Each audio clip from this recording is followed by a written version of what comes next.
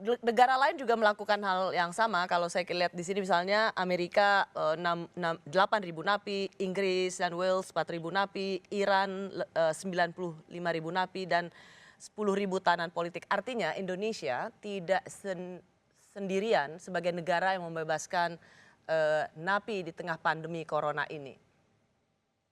Kita harus lihat betapa dahsyatnya ancaman COVID-19 ini.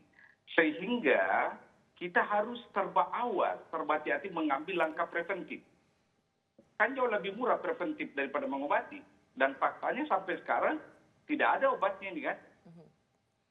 Ya, Pak Ahmad Yani, kenapa kita tidak misalnya? Ya, karena argumentasi yang dibangun yang menurut saya agak sulit saya mengerti. Kalau proses asimilasi, saya dari dulu mendukung proses asimilasi seperti itu yang telah memenuhi tahapan. Nah, tapi kan ini diambil, dipukul rata semua yang dikeluarkan.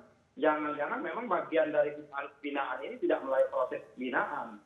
Kan proses asimilasi itu telah melalui tahapan-tahapan yang tentunya yang paling mengetahui adalah kepala dari lembaga pemasyarakatan. Oke, apa yang Anda ingin mengatakan apa? Bahwa proses pemberian asimilasi ini juga tidak murni?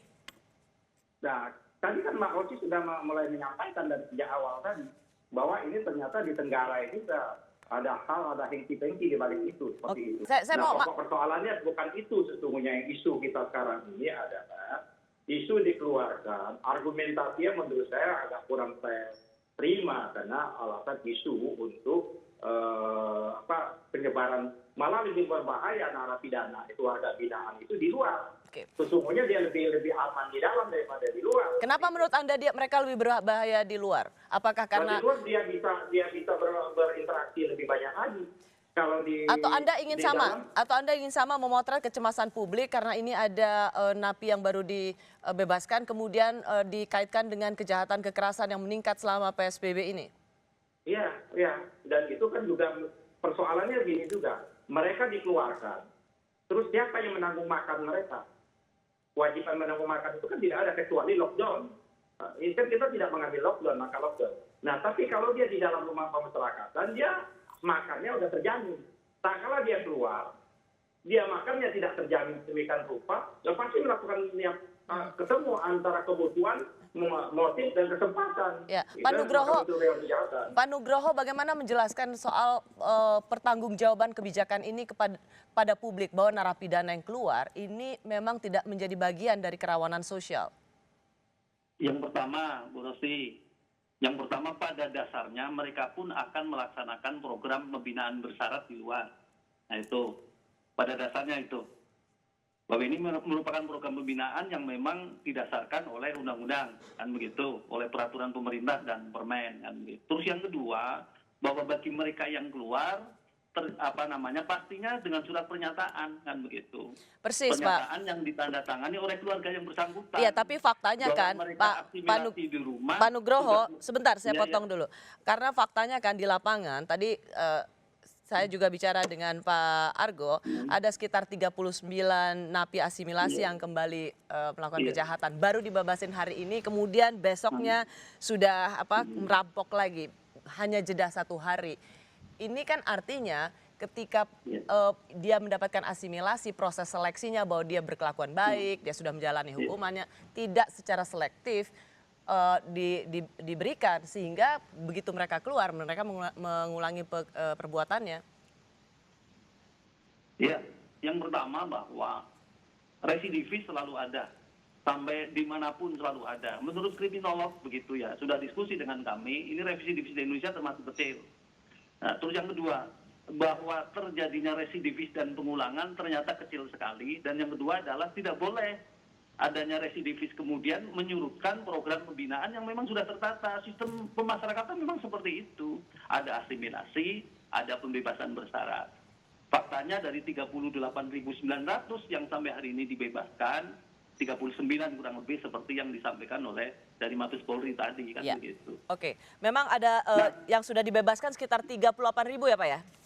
38.000. 38.000 dan yang memang terlibat dalam kejahatan setelah dibebaskan itu ada sekitar 39. Jadi kalau misalnya kita hitung dengan persentasenya itu tidak sampai 1%. Ini yang penting supaya masyarakat tahu, Bu Rosi, bahwa memang menjadi syarat pada saat melakukan pembebasan, baik lapas maupun rutan, mesti berkoordinasi dengan aparat keamanan setempat. Bahkan pada saat pelaksanaan asimilasi dan pembebasan bersyarat, pihak Bapas yang punya kewajiban melakukan pembimbingan dan pengawasan berkoordinasi dengan aparat, dengan Pemda. Ya, itu bagian dari aparat dan Pemda melakukan kerjasama. Ya, memang. itu harusnya menjadi bagian dari pertanggungjawaban atas kebijakan ini. Iya. Apakah masih akan diteruskan atau dihentikan, Pak Nugroho? Baik, Bu Rosi, bahwa berdasarkan pemetaan di awal kurang lebih ini yang mendapat adalah yang tindak pidana umum bukan warga negara asing yang 2/3-nya jatuh di tanggal 2/3 sampai akhir 2020 itu sejumlah kurang lebih 40.000. Nah, nanti akan segitu jumlahnya kurang lebih dan akan berhenti kalau memang darurat corona COVID-19 berhenti, kan begitu. Ya, berarti masih karena toh anyway ada sampai 40.000 ya Pak sampai akhir 2020. Ya. Oke, Pak Hamid, tadi ada pertanyaan saya untuk Anda. Apakah kebijakan Presiden terkait COVID ini untuk pembebasan napi perlu dilanjutkan atau dihentikan? Pertama yang harus kita lakukan, melihat tingkat rasionalitas kepadatan lembaga pemasyarakatan. Kalaulah tingkat rasio antara hunian dan jumlah populasi sudah seimbang sesuai kriteria distance dalam rangka COVID, saya kira tidak perlu. Tetapi kalau rasio antara space dan jumlah populasi belum memenuhi persyaratan distance dalam konteks COVID, saya kira perlu. Ya, rasanya jauh. Ada hal yang ingin saya tegaskan sih apa? menjawab Pak Ahmad Yani tadi, bahwa kalau napi itu keluar, dia berhubungan dengan orang banyak, ya. Coba kita lihat, kalau napi itu misalnya dia berada di Cipinang, populasi Cipinang let's say 3.500, ya. Kira-kira katakanlah dia tidak berinteraksi satu hari 3.500, tapi 400 karena dia berada di sel blok, tidak keluar, ya. Nah, kalau dia pulang ke rumahnya kira-kira ada enggak 30 orang di rumahnya? Enggak usah 300 atau 100. Kan jauh lebih sedikit interaksinya kalau dia pulang ke rumah dengan adanya PSBB ini, kan dia enggak keluar. Lockdown di rumahnya kan.